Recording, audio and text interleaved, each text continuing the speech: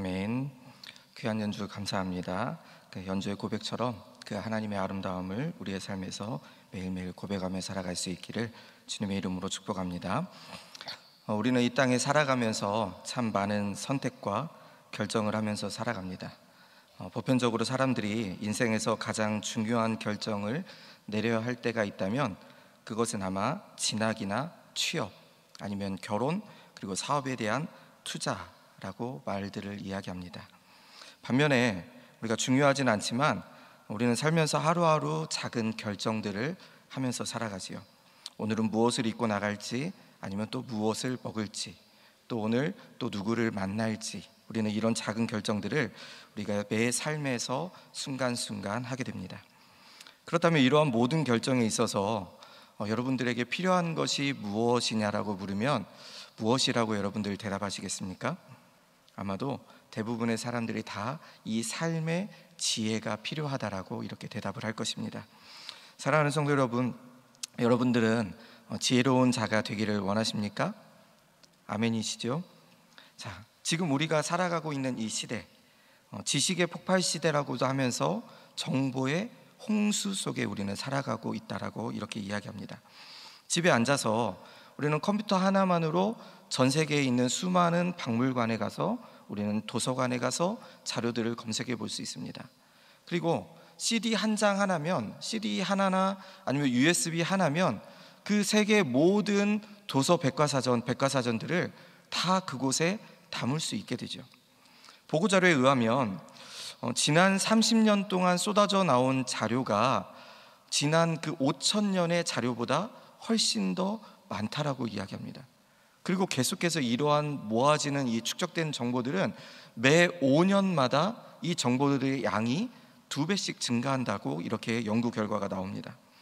근데 문제는 이렇게 수많은 정보의 홍수 속에도 불구하고 왜 그렇다면 사람들은 여전히 지혜롭게 살아가지 못할까요? 그 이유는 그 정보가 우리의 삶에 유용하게 적용이 되지 않기 때문입니다. 아무리 정보가 많고 아무리 지식이 많다 할지라도 그것이 나의 삶 속에서 내가 그것을 활용하지 못한다면 그것은 그냥 다 남의 이야기고 다른 사람의 상황이라는 것이죠. 그렇다면 우리가 지식이 많다 할지라도 지혜가 없으면 소용이 없다라는 결론을 우리가 내릴 수 있게 됩니다. 오늘 우리가 읽은 본문의 내용은 그리스도인이 아니라 할지라도 누구나 다 한 번쯤은 들어본 이야기입니다. 솔로몬의 지혜로운 재판에 대해서 말씀을 하고 있는데요, 내용을 살펴보면 두 여인이 이제 왕에게 찾아와서 정의로운 판단을 내려주길 원합니다. 이유인즉슨 이제 한 집에서 두 여인이 삽니다. 먼저 한 여인이 출산을 했고 3일 뒤에 또 다른 여인이 마저 출산했습니다. 그래서 한 집에 두 엄마와 두 아이가 이제 자라고 있는 것이죠. 그러다가 이제 한 여인이 밤에 잠을 잘못 자다가 그 한 아이가 죽게 됩니다. 어찌할 바를 모르다가 이 여인이 생각해낸 일명의 꼼수죠. 그 산 아이와 죽은 아이를 바꿔치기 한 것입니다. 그래서 아침에 일어나서 이제 그 아이를 젖먹이려고 다른 여인이 봤더니 자기의 아이가 죽어 있는 것이고, 그 아이를 자세히 봤더니 자기의 아이가 아니라 저 사람의 아이라는 것이죠.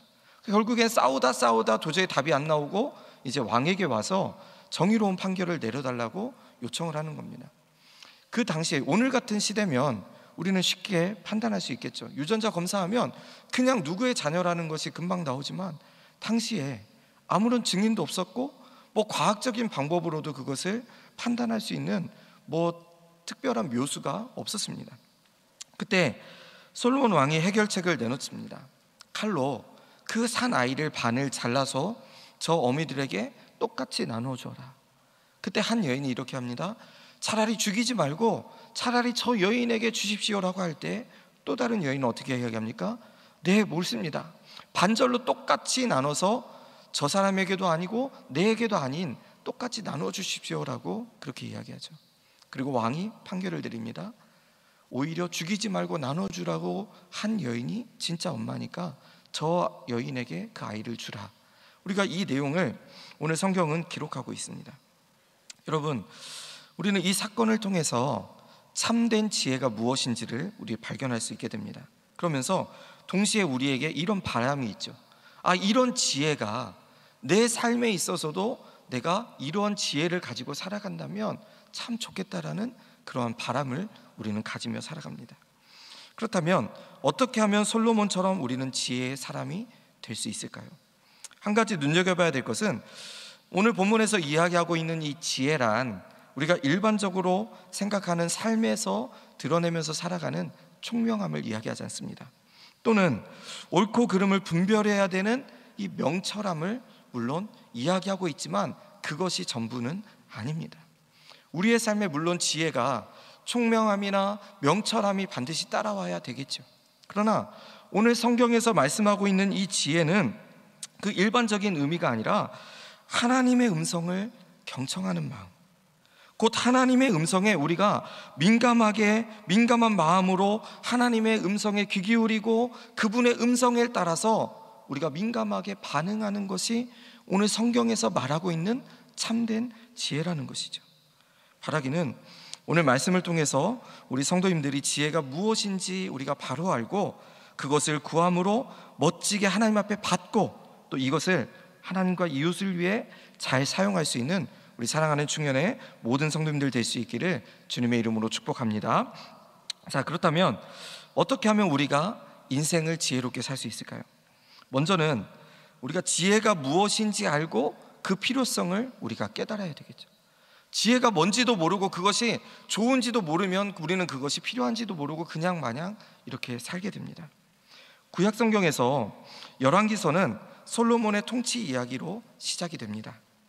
특히 1장에서 10장까지는 솔로몬의 성공적인 왕으로서의 그 삶의 내용을 다루고 있습니다. 1장과 2장에서는 솔로몬이 다윗 왕의 후계자로 결정되고 그 왕의 계승 작업이 아무런 문제 없이 순탄하게 이양되어지는 그 사건을 기록합니다. 그래서 2장 46절에 보면 마지막에 이렇게 말씀하죠. 이에 나라가 솔로몬의 손에 견고하여지니라 라고 이렇게 2장을 마무리합니다. 솔로몬이 성공적으로 그 왕권이 이양되었다라는 것을 말씀합니다. 그리고 이어서 4장과 10장까지는 솔로몬이 왕으로서의 그의 통치 사역에 대해서 말씀합니다. 우선 정권 이양을 온전하게 부작용 없이 잘 마무리했고 성전도 지어서 봉헌하면서 백성들을 신앙 중심으로 이제 화합하면서 내부적으로는 안정을 찾게 됩니다. 또한 외국과의 교역을 활발히 전개하고 국제적인 위상도 높임으로 그의 나라가 외부적으로도 성공하고 있다라는 모습을, 그 나라가 견고하게 서고 있다라는 모습을 이제 열왕기상 10장까지 쭉 기록하고 있는 것을 보게 됩니다. 자, 이제 오늘 말씀으로 돌아와서 우리가 3장 말씀을 살펴보면 3장은 단적으로 솔로몬이 어떻게 왕으로서 이런 성공할 수 있었는가에 대한 그 이유를 우리에게 말씀합니다. 한마디로 지혜 때문이었고 솔로몬은 하나님께로부터 남다른 지혜를 받았기 때문이었다라고 오늘 열왕기상 3장은 우리에게 말씀해 줍니다. 본문 3장을 자세히 살펴보면 솔로몬이 이제 어떻게 그 지혜를 얻게 되었는지 설명하는데 3장 앞부분을 보면 솔로몬이 왕이 된 후에 행한 것이 있었습니다. 무엇이었습니까? 기브온에서 5절 말씀에 보면 밤에 여호와께서 솔로몬의 꿈에 나타나시니라. 하나님이 이르시되 내가 내게 무엇을 줄고 너는 구하라. 솔로몬이 하나님 앞에 기브온에서 1,000번째의 제사를 드렸고 이제 하나님께서 솔로몬의 꿈에 나타나서 내가 내게 무엇을 줄 때에 너가 얻고 싶은 것을 구하라라고 이렇게 하나님께서 그에게 말씀하셨다는 거죠. 그때 솔로몬이 이렇게 대답합니다. 9절의 말씀을 보시면 듣는 마음을 종에게 주사 주의 백성을 재판하여라고 솔로몬이 9절에서 이렇게 하나님 앞에 아뢰입니다. 개역개정에 보면 듣는 마음이라고 우리가 오늘 말씀을 우리가 보고 있지만 이전에 보던 개역 한글에는 이렇게 표현합니다. 지혜로운 마음이라고 솔로몬이 이렇게 하나님 앞에 아뢰죠. 그리고 히브리어의 원어로의 성경을 보면 이 마음은 뭐냐면 귀 기울이는 마음, 또한 이해하는 마음, 듣는 마음으로 이렇게 우리가 번역을 해볼 수가 있습니다. 그리고 이어서 이제 10절에 보면 이것을 구함에 그 말씀이 주의 마음에 들었다라고 이렇게 하나님께서 말씀합니다. 하나님께서 이 청을 기뻐하셨다는 것이죠. 그래서 그가 지혜도 얻을 뿐만 아니라 그 위에 구하지 않았던 부와 부귀와 영광까지 하나님께서 그에게 주실 것을 약속하는 것이 3장 초반부의 내용입니다. 여러분, 솔로몬은 일찍이 지혜의 소중함을 깨달았습니다. 그래서 하나님께 제일 먼저 지혜를 구했고, 잠언 3장 13절에도 이렇게 말씀하죠. 지혜를 얻은 자와 명철을 얻은 자는 복이 있나니 이는 지혜를 얻는 것이 은을 얻는 것보다 낫고 그 이익이 정금보다 나음이니라. 지혜는 진주보다 귀하니 너희의 사모하는 모든 것으로 이에 비교할 수 없도다. 아멘. 그렇다면 여러분, 도대체 지혜가 무엇이기에 그렇게 솔로몬이 이렇게 소중히 여겼고 하나님 앞에 구할 수 있을 때 가장 먼저 지혜를 구했을까요? 또한 왜 우리에게 지혜가 있어야 될까요? 이 답을 찾으려면 먼저 우리는 지혜가 무엇인지 바로 알아야 되겠죠. 여러분, 어떤 공장에 이제 어떤 기계가 고장났습니다. 당장 그 물건을 생산해서 그 공장을 납품해야 되는데 그 내부 기술자들을 아무리 불러도 그 문제를 해결할 수가 없는 것이죠. 그래서 하다 못해가지고 이제 외부 기술자를 불렀습니다. 외부 기술자를 불러가지고 이 기계를 좀 손봐달라고 이렇게 이야기해서 외부 기술자가 그 기계를 와가지고 두리번 이렇게 만지더니 손에 망치 하나를 들고 어떤 부위를 망치로 이렇게 톡톡톡 몇 번 때린 겁니다. 그러니까 그 기계가 돌아갔을까요? 안 돌아갔을까요? 그 기계가 언제 고장난다듯이 멀쩡히 너무나 정상적으로 이 기계가 돌아가는 거예요. 그래서 이제 그 공장장이 너무 감사합니다 하면서 이제 비용을 이제 얼마 드리면 됩니까? 라고 해서 이제 견적서를 딱 받았는데 이 공장장이 견적서를 보면서 화가 난 거예요. 왜냐면 견적서에 100만 원을 청구한 거죠. 그래서 공장장이 고작 그 망치로 몇 번 이렇게 두드리고 나서 이 100만 원을 받는 거 너무한 거 아닙니까? 라고 이 공장장이 그렇게 기술자에게 물었죠. 그랬더니 기술자가 그 금액에 대한 견적을 내주는데 뭐라고 하냐면 이제 망치로 두드린 수고비 10,000원, 어디를 때려야 할지 발견한 통찰비 99만 원. 여러분, 우리가 볼 때는 참 간단한 문제죠. 그러나 중요한 것은 어디를 때리는지, 그냥 무턱대고 아무데나 때린다고 해서 그 기계가 돌아가는 것이 아니었죠. 정확하게 그 기계 가운데 어디가 필요한지를 알고 때리는 것에 대한 통찰력이 필요했다는 거죠. 여러분, 이것이 바로 지혜라는 겁니다. 그냥 무턱대고 우리가 많이 안다라고 해서, 지식이 많다라고 해서 지혜가 있다라고 우리는 이야기하지 않습니다. 무슨 말이냐면, 지난번에 우리 2018년도에 우리 담임 목사님의 설교를 통해서 우리는 야고보서의 말씀을 들었습니다. 세상의 원리와 인생의 이치를 꿰뚫어보고 길을 찾는 것, 그것이 세상이 말하는 지혜입니다. 사물을 깊이 있게 통찰할 수 있는 능력, 그것이 지혜라고 이야기하지만 우리 신앙인들에게 있어서 이 지혜는 여기에서 그치지 않습니다. 여러분, 지혜란 하나님께로부터 오는 것이고, 지혜란 하나님의 시각으로, 하나님의 시선으로 사건과 사물을 바라보는 것이라고 우리는 담임 목사님의 말씀을 통해서 그렇게 들었습니다. 그래서 성도에게 신앙생활 하는 데 있어서 하나님의 마음을 알고 따르는 것이 대단히 중요한 것이죠. 그래서 예수님께서 우리 지금 순모임 가운데 짧은 주기도문의 말씀을 우리는 순모임 가운데 나누고 있습니다. 거기서 우리가 가장 먼저 기도해야 될 것이 무엇일까요? 뜻이 하늘에서 이루어진 것 같이 땅에서도 이루어지는 것. 우리가 추구해야 될 것, 내 욕심이 아니라 하나님의 뜻이 이 땅에서도 이루어지기를 구하는 것, 하나님의 마음으로, 하나님의 시각으로 이 세상을 바라보면서 나의 삶을 통해서 그 하나님의 뜻이 이루어지는 것이 진정한 지혜이고, 우리가 구해야 될 것이고, 우리의 삶에 추구해야 될 것이라는 것이죠. 사랑하는 여러분, 그렇게 우리가 하나님의 마음을 구하고 그것이 지혜일 때에, 그러면 우리가 어떻게 그 하나님의 마음을 알 수 있을까요? 그것은, 하나님의 마음을 알 수 있는 것은 우리가 하나님을 바라보게 될 때 하나님의 마음을 알 수 있게 되고, 또 그 하나님을 바라볼 때 하나님과 우리는 연결되어지고, 하나님과 연결되어질 때 야고보서 1장 21절의 말씀을 통해서 그 말씀이 우리의 마음에 심기워진다라고 이렇게 말씀합니다. 그래서 그 마음은 우리 안에 말씀이 심겨질 때 신령한 지식으로 발전하게 되는 것이고, 그것이 바로 참된 지혜라는 것이죠.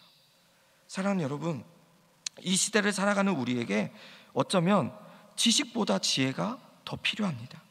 특별히 믿음의 사람들이라면 이 세상과 구별됨이 있어야 되는데, 그 구별됨이 삶의 행동으로 나타나야 되고, 그것은 정직함과 다른 사람들을 배려함과 또 세상 사람들이 나타내지 못한 그 하나님의 지혜로움이 우리 성도들의 신앙의 모습 속에서 반드시 나타나야 된다는 것이죠.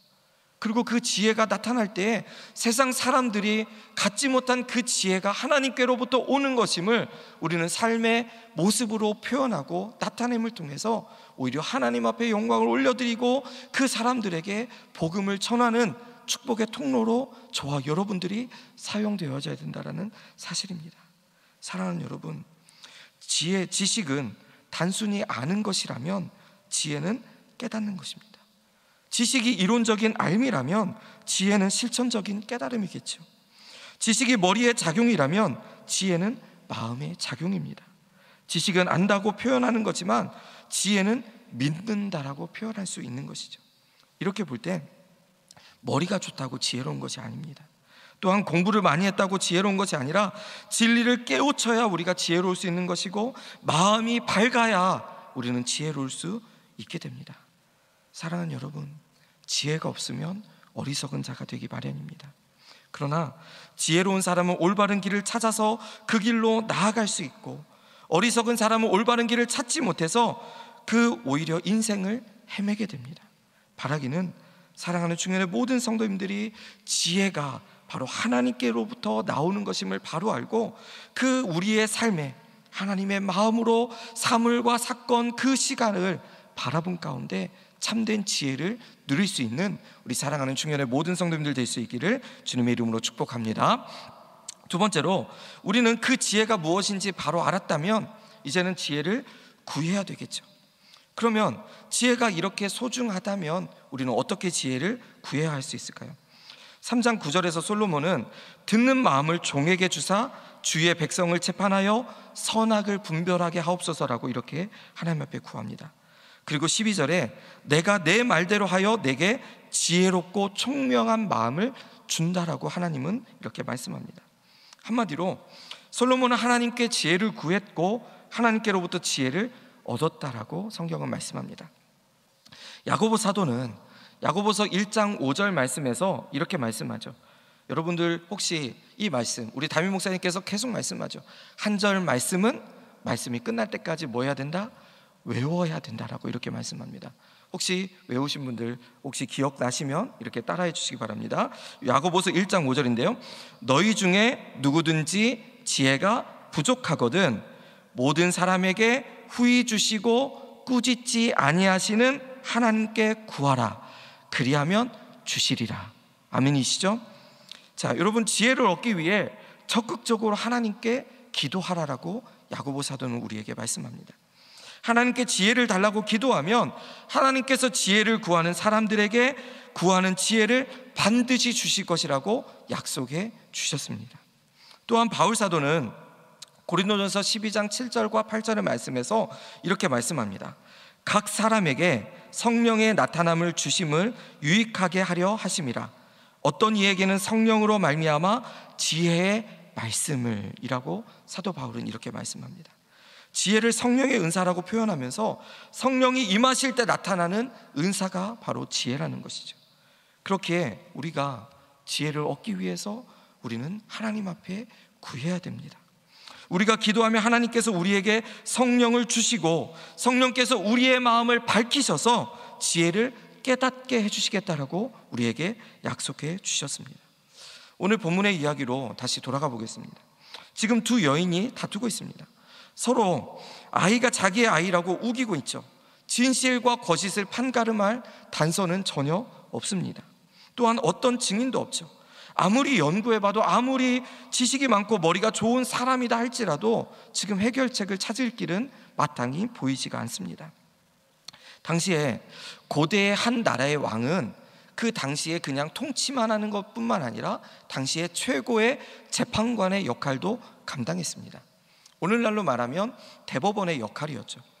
그래서 지금 그 최고의 역할을, 재판관의 역할을 겸하고 있는데, 이 사건은 가장 먼저 지방 재판관들에게 먼저 갔을 것입니다.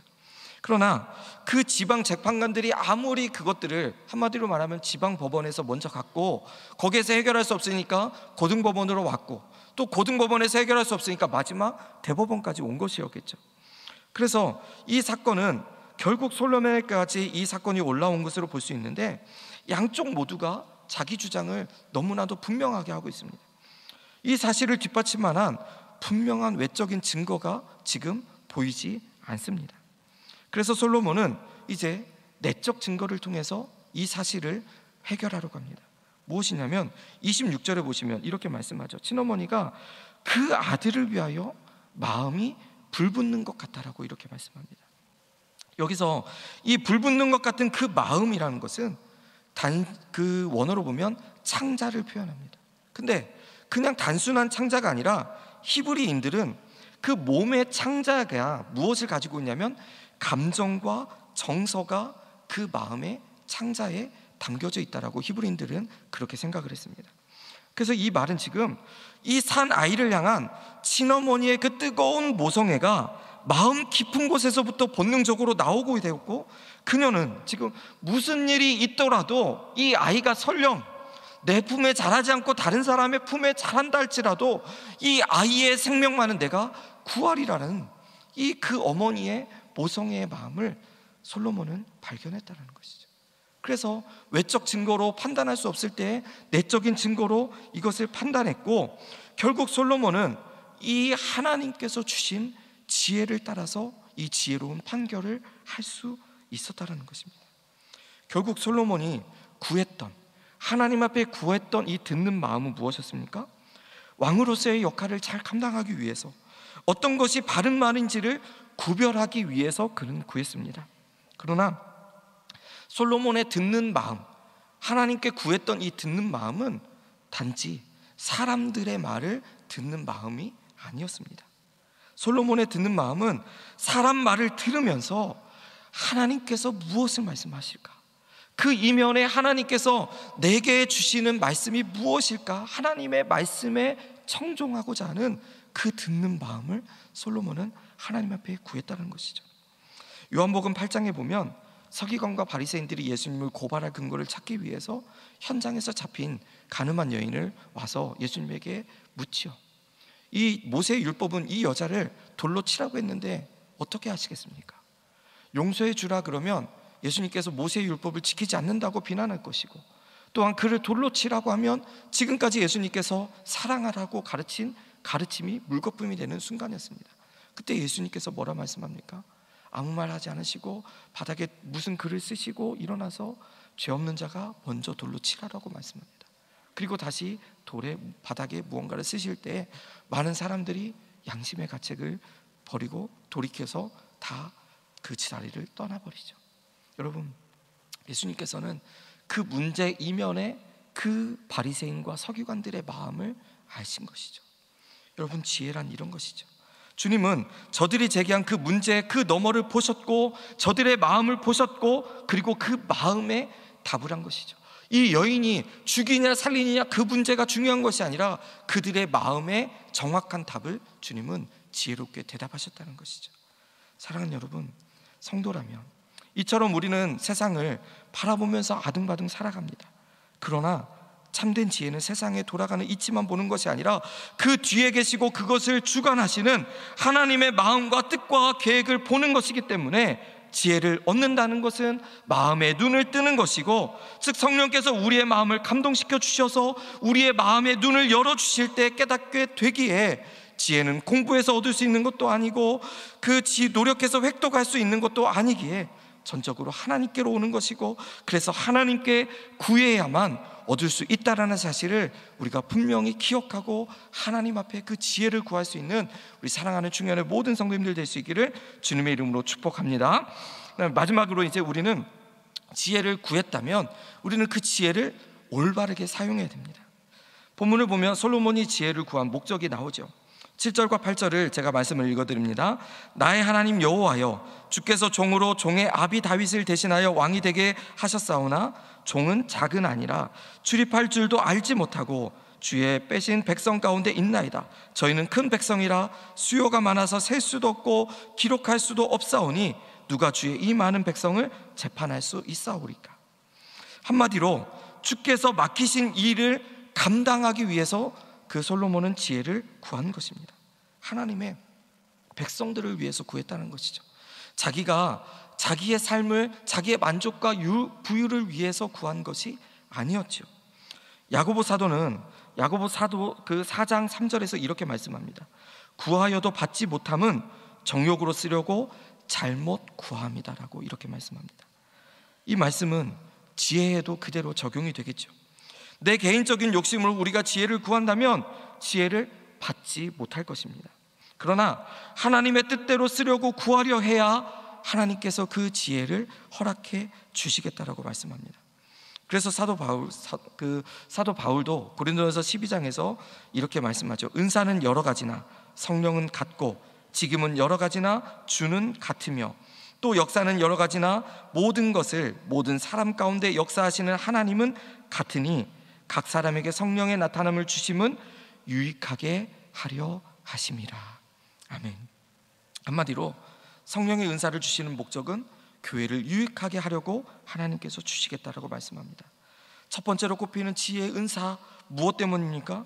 교회의 덕을 세우고 공동체의 유익을 위해서 하나님께서 그 은사들을 주신 같이 우리도 지혜를 구할 때 우리의 욕심이 아니라 내 이웃을 바라보면서 교회의 덕을 세우고 이웃을 하나님과 이웃을 위해서 사용됨을 구해야 하나님께서 그것을 우리에게 주시겠다라고 말씀합니다.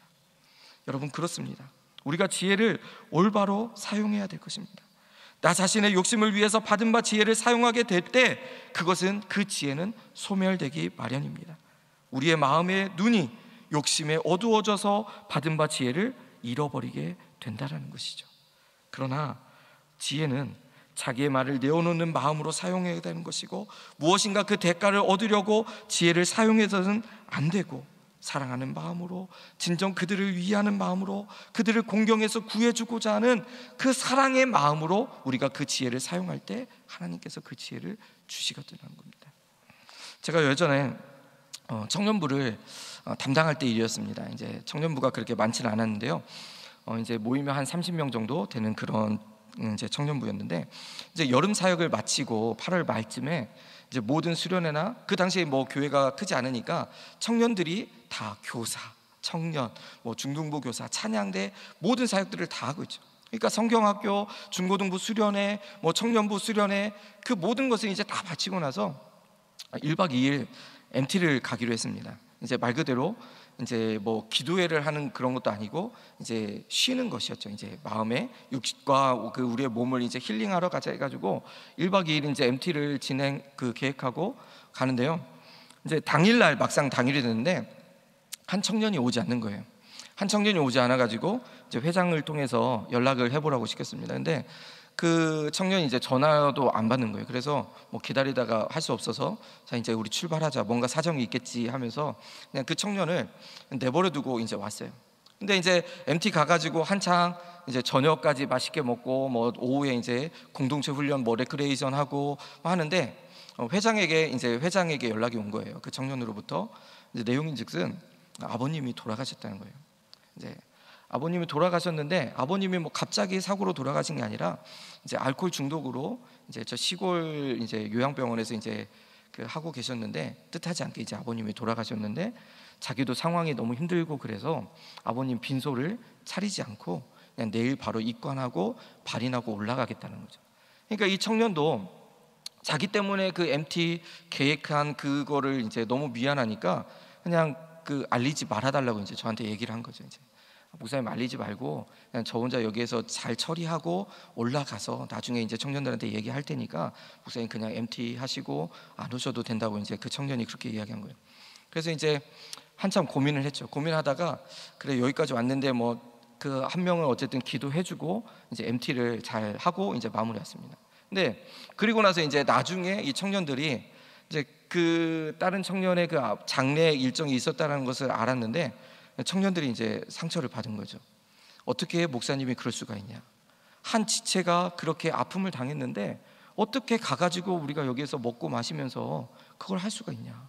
이제 그러면서 이제 저한테 막 이제 그 쌓여 있었던 것들을 이제 말 그대로 폭탄같이 쏟아 부었더라고요. 이제 그래가지고 한참 막 그 마음이 참 그때 힘들었습니다. 그래가지고 이제 집사람하고 참 집에 와가지고 참 그 서러워가지고 또 어쩜 그 마음이 아파가지고 막 집사람이랑 참 많이 울었던 기억이 있는데요. 근데 나중에 생각해 보니까 그때는 참 억울했죠. 아니 남의 뜻도 모르고 청년도 어떻게 너네가 나한테 이럴 수가 있어 막 이제 그런 마음이었는데 이제 그런 마음이 들더라고요.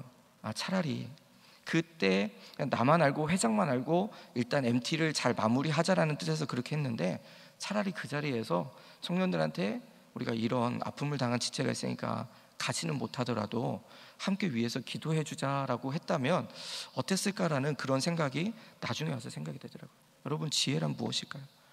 우리의 때로는 우리가 생각할 때 그것이 다 상대방을 위하는 것이다라고 생각하지만 어쩌면 그것이 나를 위한 것이 될 수도 있다는 것이죠.